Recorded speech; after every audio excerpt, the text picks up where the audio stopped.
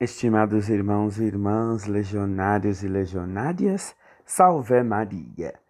Continuando nossa reflexão, preparando-nos para o grande centenário da Legião de Maria, refletindo sobre a vida um pouquinho, de Frank Duff e seus primeiros trabalhos na Legião, é que nós vamos continuar. Frank ficou profundamente emocionado com o recebimento de uma carta do pároco de São Patrício, em Hatton, nos Estados Unidos da América, pedindo informações sobre a Legião de Maria. Era o primeiro pedido deste gênero vindo dos Estados Unidos da América.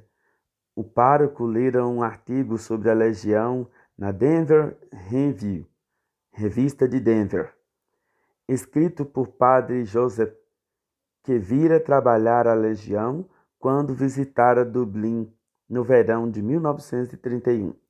Daí resultara a fundação de um presídium, o primeiro de Hatton, nos Estados Unidos, a 27 de novembro do mesmo ano. No ano seguinte, bispos e sacerdotes do mundo inteiro visitaram Dublin para participar do Congresso Eucarístico Nacional. Muitos deles foram iniciados na Legião durante a sua estadia e, de regresso ao país de origem, fundaram-na nas respectivas dioceses. Deste modo, a Legião foi fundada em Los Angeles, em São Luís. Célia Charles, uma legionária de Dublin, visitou os Estados Unidos para ajudar na formação de presídia.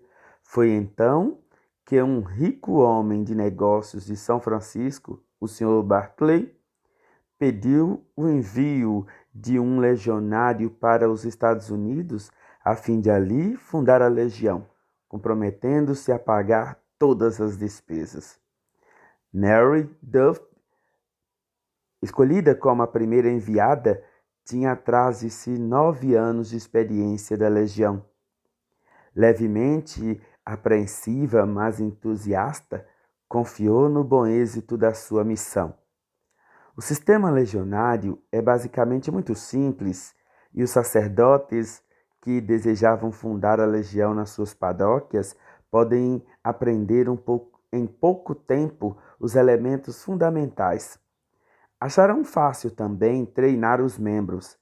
Mary Duffy tinha ainda vivas recordações da primeira reunião a que assistira em Dublin e do belo altar legionário da Imaculada Conceição no centro da legião.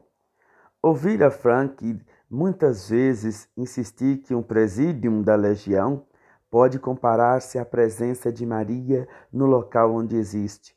Mediante o presídium, Maria, a mãe espiritual de todos os homens, derrama nas pessoas contatadas os seus inestimáveis dons.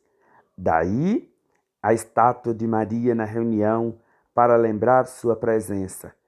Recordava-se também da rigorosa disciplina da reunião.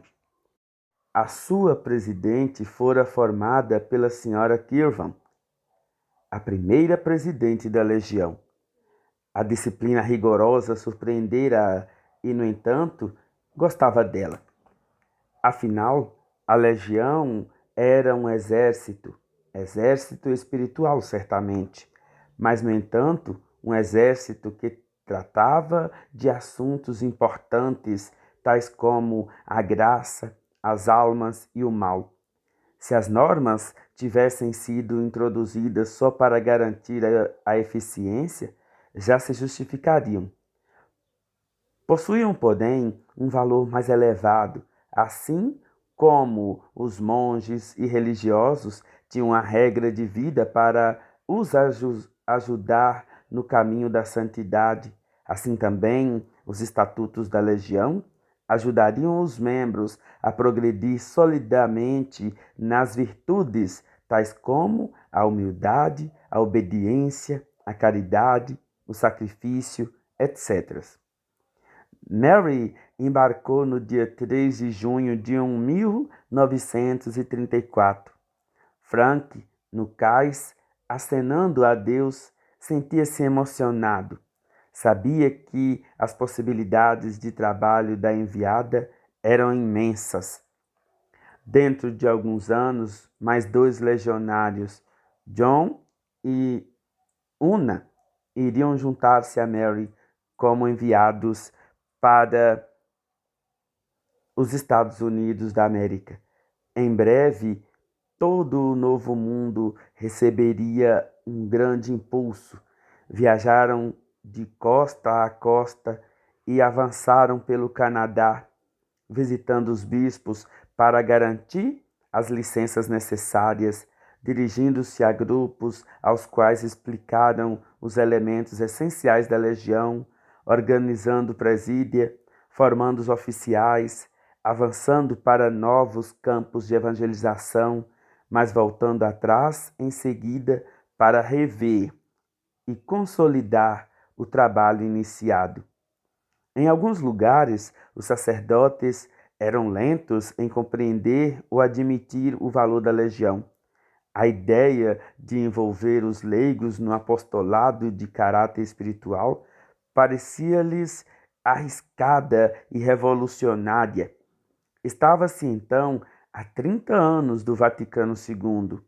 O concílio declararia: a Igreja não está verdadeiramente fundada, nem vive plenamente, nem é sinal perfeito de Cristo entre os homens, se com a hierarquia não existe e trabalha um laicato autêntico. E ainda, onde for possível, devem os leigos estar prontos a cumprir, em colaboração mais imediata com a hierarquia, a missão especial de anunciar o Evangelho e comunicar a doutrina cristã. Mas, em 1934, os enviados da Legião não tinham um forte apoio como este. Todavia, havia muitos outros sacerdotes que os receberam de braços abertos e convidaram a fundar presídia da Legião. Os bispos, Monsenhor Charles, diretor espiritual do primeiro Senatus dos Estados Unidos da América, dizia: não posso recomendar demasiado a Legião aos nossos sacerdotes, religiosos e leigos. Peço-lhes que a não desprezem por causa da sua humildade e simplicidade. Por favor, experimentem-na. Estimados irmãos e irmãs, legionários e legionárias, vocês viram que a missão da Legião começou, ou melhor, já havia começado com Frank em primeiro lugar, indo aos lugares, levando a Legião. Mas agora, os próprios membros já começam a ser também missionários adigentes, para dizer para nós que nós também podemos levar a Legião a tantos quantos precisarem e pedirem. Então, fique conosco e vamos ver em que vai dar essa missionariedade nos Estados Unidos da América. Salve Maria!